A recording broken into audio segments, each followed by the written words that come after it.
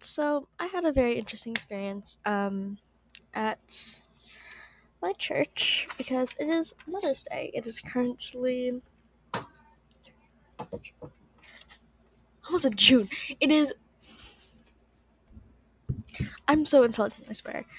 It is May 11th, Mother's Day, and so I came back from church not long ago. Well, I had took a nap actually after we came back. But here we are, and let's just say I have some very controversial opinions about both my church and religion. So I am on the teetering line between atheistic and agnostic, due to the fact of I I feel like it cannot be proven nor disproven that there is a God. But I'm also not sure if I could really say that there's a God. Um, right? Because my church always talks about this and that. Oh, the world is so beautiful. There must be a God. But they never explain how. It's just like they never really answer my questions. It's more like, hey, yeah, you're telling me that there's a God. However, how do we know it's our God? It's like, yes, the world is so beautiful. There must be a God.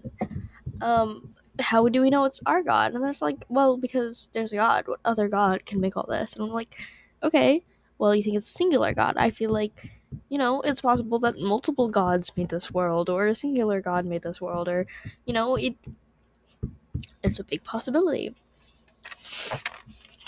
So yeah. And so, and it was funny because it was Mother's Day. Not once did my pastor really say thank you to his mother for birthing him, or for being a great mother. He was like, oh, I understand how hard it was teaching us how to be Christian growing up, or how hard we had it, and how hard my dad worked and my parents worked. Like, he literally said his father, but not his mother. But he went, how hard, my parents worked, how hard my father worked. That is his exact words. And I find that really interesting. But yeah, it is Mother's Day. I love my mother. Um, and so this is mainly the things that I saw wrong with the sermon. Not what I saw wrong, but what I just disagreed with in my thoughts. There was one good thing here, two good things during the sermon that I agreed with out of the entire sermon. So we're going to go through that. So the first was a quote saying, quote, we don't know how to define a man or a woman anymore, end quote. And yes, I agree. Not that we don't know how to, but the definition of a man and woman has changed over the years.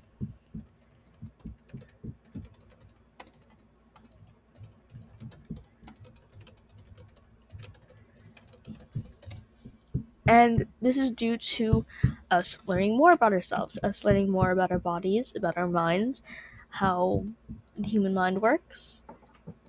And now that we know that there's just not a singular way to go about it.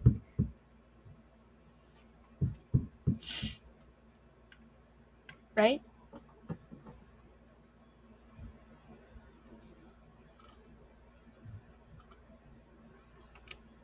And like the difference of sex and gender. Um and that's how words are. Words are ever changing, like how, a bunch of people that we learn in literature in English made certain words. I believe, was it sunrise, dusk, dawn? Who made the words dusk and dawn?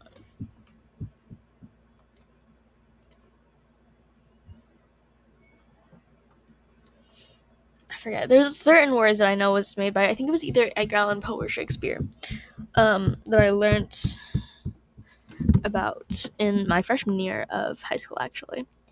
Don't remember the words. I need to go ask my English teacher from that year. I love her so much.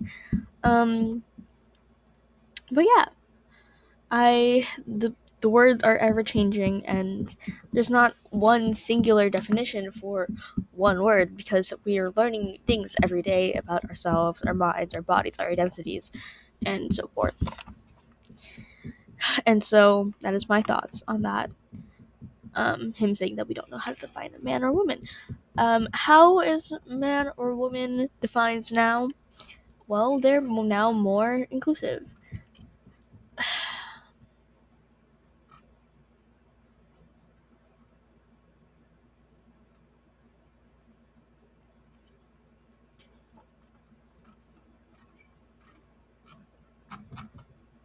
Let's see. Let's find a good definition.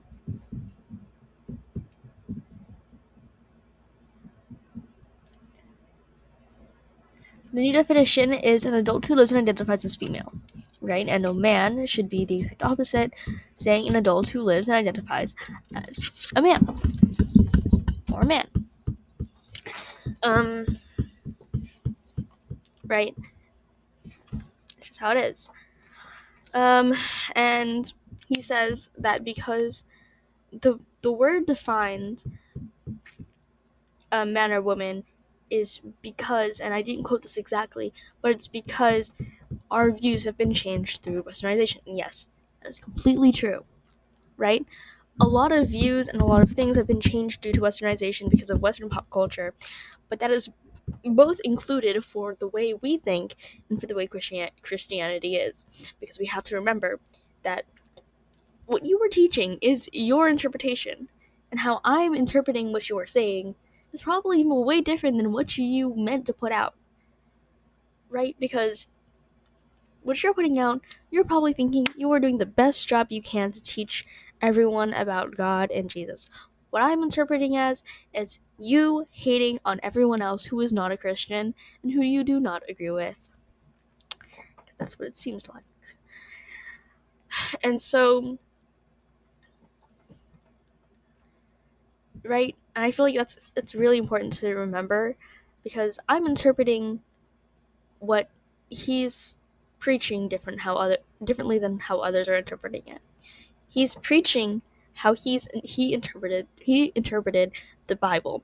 The Bible was written by a man who interpreted what he thought he saw or heard from God at the time into this book, which is probably, you know, probably heavily interpreted by his bias and perception of the time, which you are now interpreting that interpretation by your current bias and your current interpretation of the world. And I'm interpreting it from my bias and my interpretation of the world. So an interpretation we are interpreting an interpretation of an interpretation of something that someone might have or might have not saw or heard.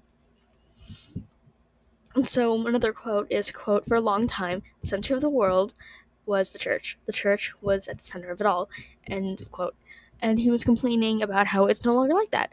But for a long time, it was like that, right? From, I don't know when the church started to be the center, but I know that in history, for a long time, Catholicism was at the center of it all. And until, up until the Protestant and Lutheranism, that's when, other religions related to Christianity and Catholicism really came into play, like evangelism and whatnot. And yes, the church was at the center of it all. Heck, people did, and still to this day, heavily disliked people who were not part of this vast majority. They stoned them, they, went against them, they spoke out, they rioted and whatnot. And it's just, yeah, the church has never been perfect. So we can't act like it has been. And you've stated, and my pastor has stated himself, that it is not perfect. It will never be perfect. So we cannot act like it was ever perfect. And yes, while the church was at the center of it all for a very long time, from I don't know when to when, the Protestant Reformation to now, the church has always had people who are corrupt. The church has always been corrupt and will continue to have people who are corrupt in the church. Thank you. just like point that out. We cannot act like the church is so holy when it clearly is not. People have been abusing their power, teaching the wrong things, and just using their own interpretations of really just teaching the Bible. And yes, it's understandable why they do that. They have a certain way of thinking. Yes, I don't think Jesus would approve of that.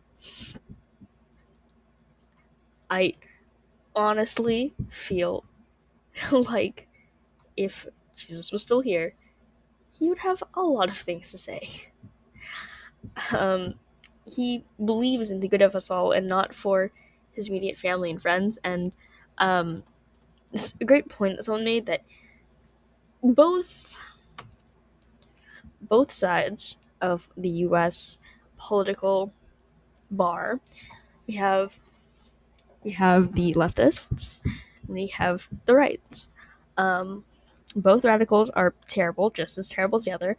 Although I do have a slight bias for the one on the left because giving human rights to people. And I think people should have rights because it is the God given right, right? If we want to use that statement, that, thinking it is the God given right for everyone to have rights.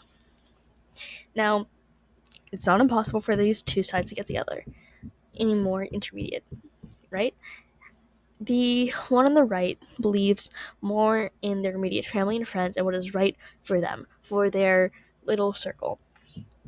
The left believes in the well-being of everyone, right? And if we were just to get along a little more, I feel like come to a compromise. I feel like someone should be able to, have the good for their family, but also have rights and liberty for all.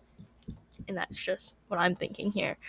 Um, but I believe that Jesus would probably be more progressive and left leaning because he was for just that. He wasn't just, for his immediate family and friends. He was for everyone in a general. He was there, for the good of us all, for the good of everyone.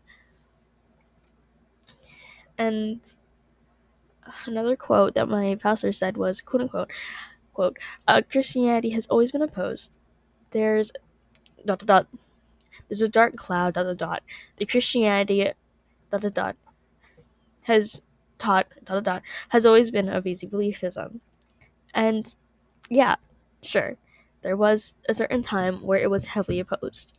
But as you stated before, this was a contradiction. There was a time where everything was primarily around the church. It has not always been opposed. Yes, there are some people who has, if you mean always been opposed to a wider scale, yes, it has been, and there will be people who don't like Christianity forever. But if you mean in like it'll just be opposed in general, like some people just oppose it and not like the mass majority oppose it, then yes, it has always been opposed. But if you mean that everyone dislikes Christianity and does not want to be in Christianity, no. You are entirely wrong. Actually, let me pull up my statistics here. But the global percent of religions, major religious groups in the world, Christianity has by far the biggest percent. Not really by far. It has the biggest percent by, it beats Muslims by at least 6%. So Christianity is 31.6% of the population. Muslims make up 25.8%. Hinduism is 15.1%. People who are just unaffiliated, unaffiliated is 14.4%. Buddhism is 6.6%. Folk religionists is 5.4%. Other religions is 0.8%, and Jews make up 0.2%. Just really small number. And so, yeah, most of the population identifies as Christian. So you cannot say that they are mass opposed when it makes up most of the global population's religion. I feel like that's a contradiction to yourself. or not to yourself, but I feel like there's a major contradiction there. But to say, maybe if you're saying that it's always been opposed in smaller numbers, yes. Not in smaller numbers, but if it's always been opposed in a certain way, yes. It has been. Nothing will ever be 100% agreed upon, right? There will always be someone opposing some other person's ideals. Like if I said it's bad to kill, someone will be like, no, it's good to kill. And if someone said having an abortion is killing, and I say that's not right, I don't think it's killing yet because a baby can survive. Well, no, sorry. An embryo can survive frozen, but a baby cannot. It's opposition. And opposition is forever. And I feel like, yeah. And it's not like widely opposed now. It still kind of is to some degree. Um, okay.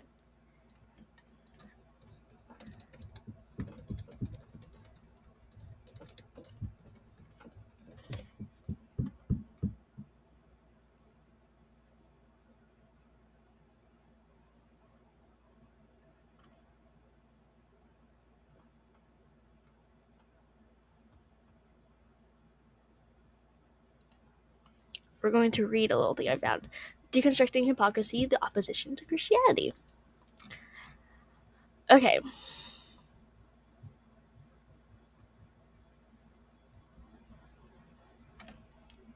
Here we go. Straight from the text. This is medium.com, and as I said, Deconstructing Hypocrisy, the Opposition to Christianity. So, here's a quote. In my exploration, I have encountered numerous articles critiquing Christianity, revealing common themes. Surprisingly, aspects such as the Bible's commitment to honesty, truth, and personal accountability are twisted to challenge its message. While some criticisms seem overly hostile, others appear well intentioned, striving to highlight perceived inconsistencies. However, these critiques are often a mistake of the failings of the individual flaws in the Christian doctrine, overlooking the Bible's role as a guide for fulfilling a successful life.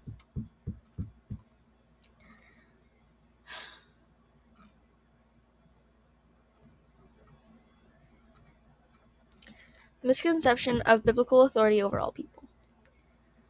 The Bible is specifically addressed to those who are receptive to its message. It often mentions, he who has ears to hear, let him hear, indicating that its teachings are not universally accepted or followed. Jesus himself in Luke 5:31 to 32 acknowledged that this message is for those who recognize their need for spiritual guidance, and not for those who consider themselves to be righteous, which is often the stance of many opposition's voices. The teachings of the Bible are beneficial for everyone and not forced upon people. Psalm 119:98 to 99 extols the wisdom gained from God's commandments, yet his wisdom is accessible for those who choose to embrace it. The book of Proverbs, for example, is a collective wisdom literature beneficial to live for, for practical living, regardless of one's belief in God or Jesus. The concept of free will is central to the Bible's teachings. Romans 12:3 emphasizes the importance of humility and self-assessment in the light of God's grace. God does not impose his will, but instead wants individuals to exercise their free will in choosing their path. And so, here we go.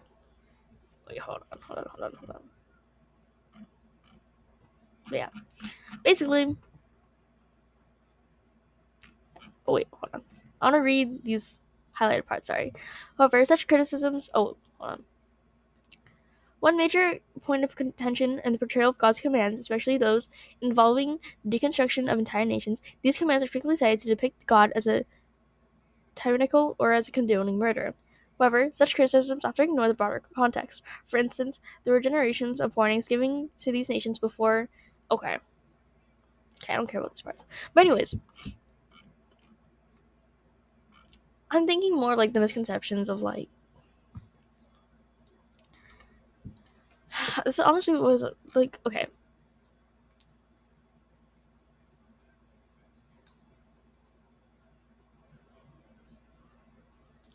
What is anti-Christian sense? Hold on, Christian phobia. Christianophobia, Christophobia, the fear, hatred, discrimination, or prejudice against Christians. You know what Christians do to other religions? Like I'm just gonna like. Have you ever heard what they might do to other Christians? I'm just saying, or like not other Christians. I'm gonna sometimes other Christians, but like other religions. Yes, they have, experienced persecution before. You know what they do sometimes though? Sometimes Christians persecute other religions instead of embracing them like God wanted them to. Anyways, sorry, I spent so long on that because I was really curious. It's like the time I was supposed to do something in English, and I was like, "Who? What is cemetery? Cemetery? Was it cemetery? Cemetery? We know.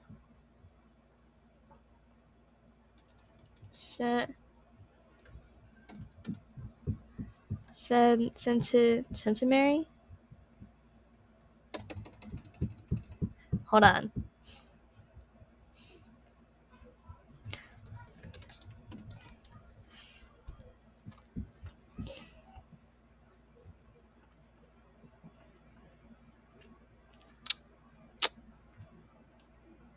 It's not cemetery. It's what?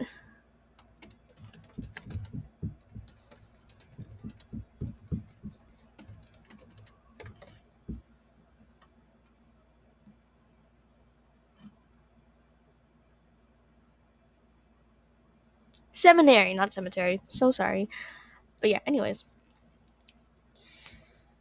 But yeah, they attack people for their beliefs a lot. Anyways, another thing, and I quote, it is not in Christ, but it's in comfort that they are teaching. And I am in the personal belief that faith and belief is different in, like, on a surface level, where belief can just be in believing in something just to believe it, to listen to the word and using that to cover your tracks, while faith is to believe in something, yes, but to believe in something for comfort and for, for personal, to keep you sane. One is to keep you sane, and one is like, and to like, you know, faith is in comfort, and belief is not so open-minded, I feel. um and I only say that because I am in the huge belief that if you need a god to be a good person, you are not a good person. But if you need that to kind of keep you grounded, in a sense, to keep you from going insane, do what you must. Because I can understand that sometimes, if you feel like there's nothing to believe in and you feel like there's nothing to have your hope in, to hope for a better world, sometimes what you need is, something to put your faith in. And I understand that. um I feel like, to say they're not teaching it right because they're teaching comfort and not really teaching Christ is entirely wrong. Because when you say you are teaching Christ, you're teaching your opinion. You're not exactly teaching about Christ.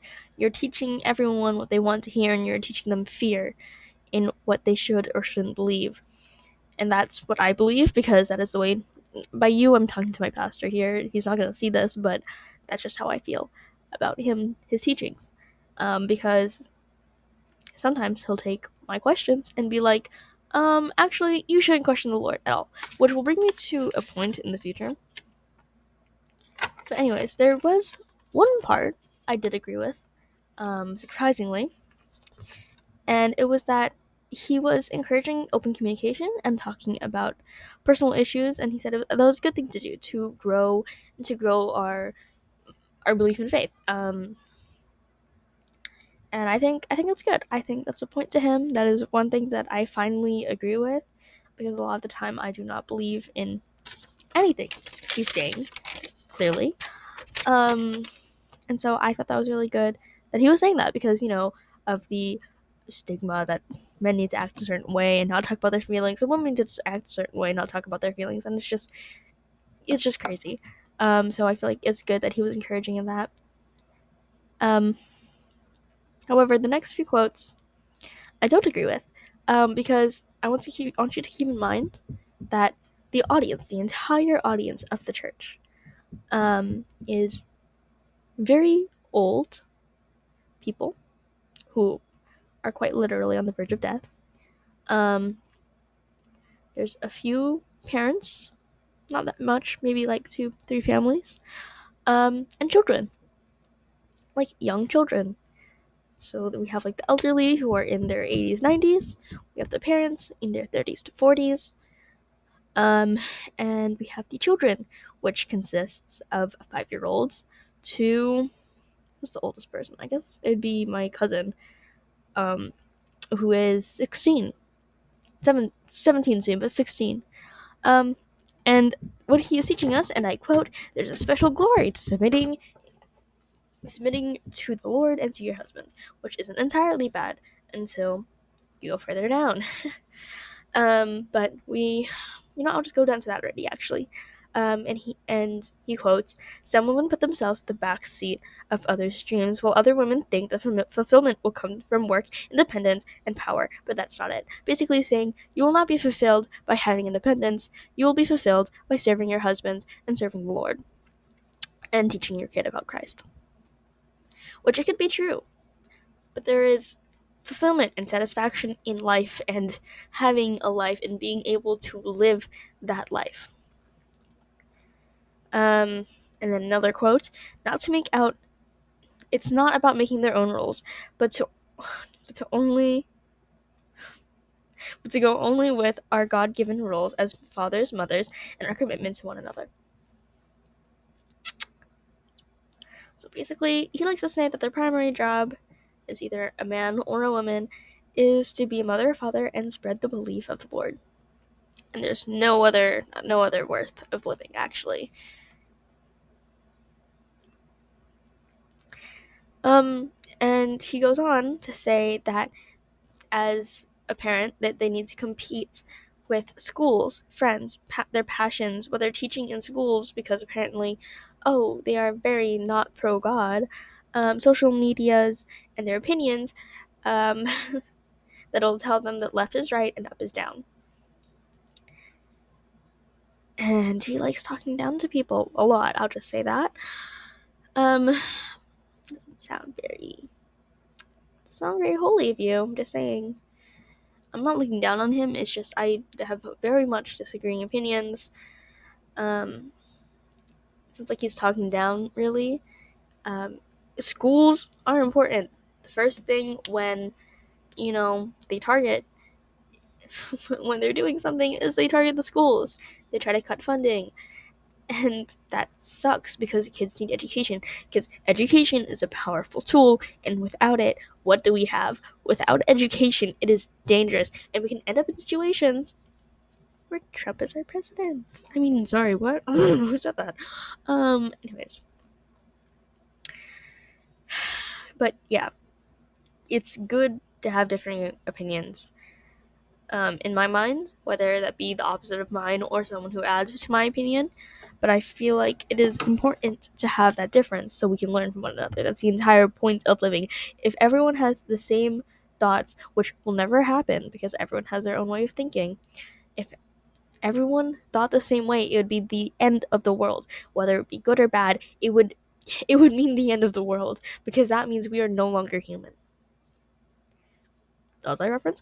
I still need to read that book. But seriously, if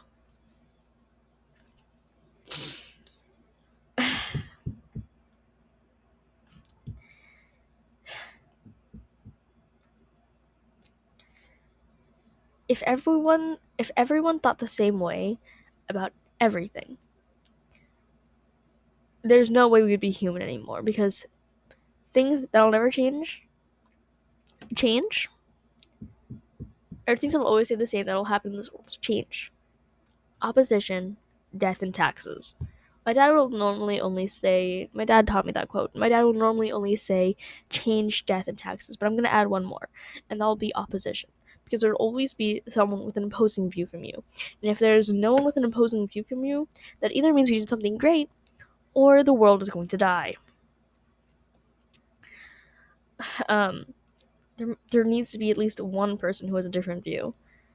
Um, sure, that means we'll never live in peace, but that's kind of what it means to. However, there's something that we can agree on. that not everyone agrees with, where you know, everyone has a right to live. Most people agree to that. Another thing is, like slavery's bad.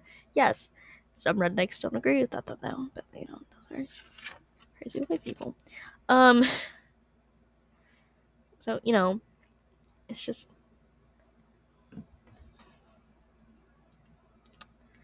and I talk about opposition and whatnot. Um,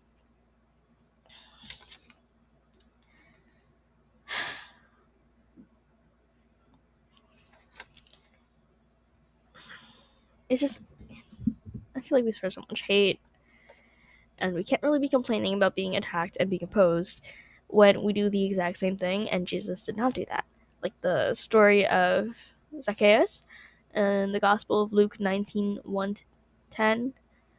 Um, it might have been longer than that. I'm not sure, but he was a tax collector in Jericho who collected more than he needed to, and because God saw that, God called to him and invited himself to Zacchaeus' house for a talk to eat with him. And when so many people were hating for this, he only showed love to those people. And I feel like I'll learn a few things from, loving thy neighbor. That was in the Bible. Why don't we do that anymore?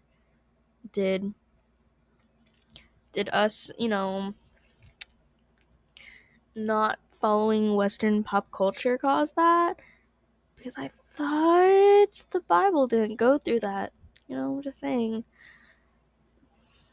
I'm not saying this is every teacher. I'm saying that this is my pastor, my teacher. Um, and then he just kind of says the aim in life is to serve the Lord. And then again, so many pastors have no authority other than teaching you, and it's a hierarchy, and it's Christ and then us. And then his how should we think, basically says we love mothers, even though he talked about fathers half the time on Mother's Day, because he doesn't know what it's like to birth something. I'm not saying, I'm not sure, I'm pretty sure I already said this, but I'm not saying, men shouldn't talk about loving women, and but I feel like it's Mother's Day, give them a little more screen time in your 30-minute presentation. Anyways, there's a reason why I don't believe, um and the reason why I haven't been believing in probably, like, goodness, how long has it been? Like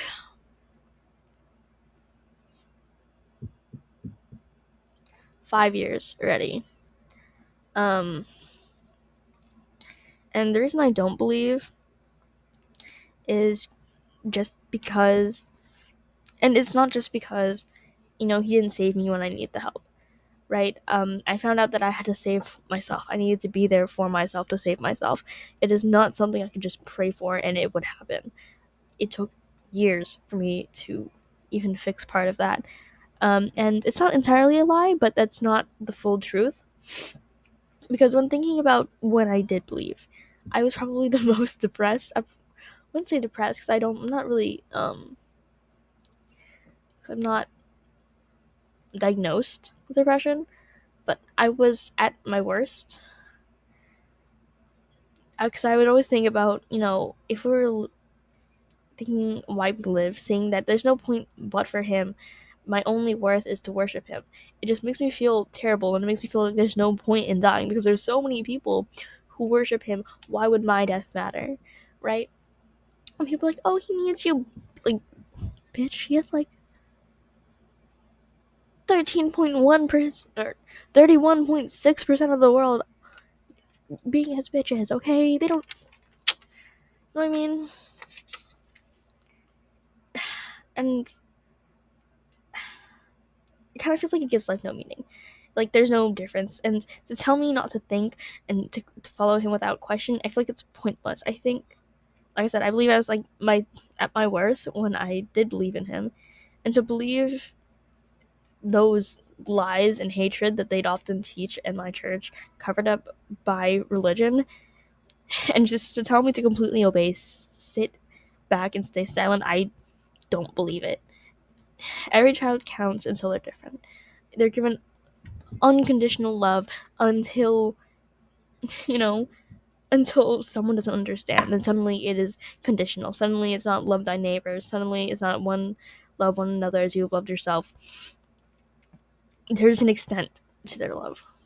And I don't believe that's what God believed or Jesus believed. Knowing what I know, God loves all, and it feels like maybe if I had a different pastor, had a different teacher growing up, teaching about faith, maybe I would believe. Maybe it'd be a little bit different in how my belief works. But really, I don't believe it. I really don't. I think I think if Jesus was a person, I think I would like him. I think if he was real and here on earth, I feel like I would enjoy him. I also think that my parents would. Feel like people really concerned people would call him a pedophile though. Because people love calling him that. Like, wow, you won't let me go over to my friend's house because she has a brother, but you would let me hang with Jesus. You're scared that her stepdad is a pedophile, but you're not scared that if Jesus was a person, that he would be a pedophile. Just saying, my parents. But anyways, yeah, I think God believes in the goodness of all, and it makes me really confused in what I do and don't believe. I feel like I said, I feel like if the teachings were more straightforward, and not really more straightforward, but I feel like if they were taught the way that the Bible's guidelines are to, love one another. What are the 10 Commandments? I want to be right because I don't want to I had I used to have a plaque on my wall when I was younger with the 10 Commandments, but yeah, right? You shall not commit adultery. Do not. What is adultery again? Don't cheat, right? Right? Don't commit adultery. Do not bear false witness. Be honest. Have no gods, no idols. Not covet. Don't be jealous. Don't envy someone. Don't steal. Keep the Sabbath holy. Honor your father and mother. Thou shalt not kill. Thou shalt not murder. And those were the commandments. No one said a thing. People being gay or being trans. Yes, that was a time. They haven't considered it. Just saying. Stop making this about the LGBTQ kids. Plus, stop making about them, okay? I'm just this is coming as a trans person. Stop trying to make it about us. Just saying. Right, and those are the 10 Commandments, right? Don't commit adultery, don't cheat. I believe that's don't cheat, right?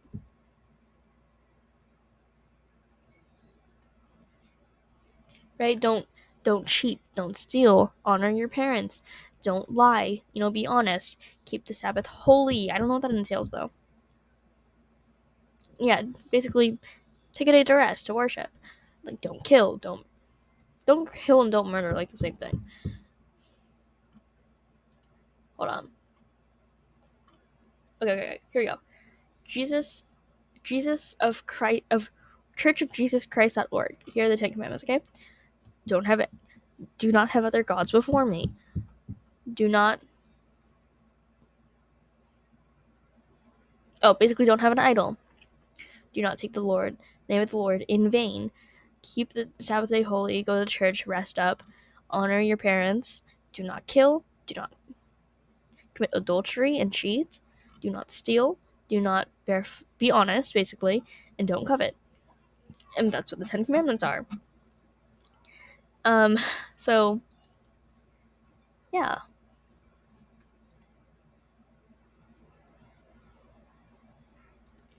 it's just I don't know.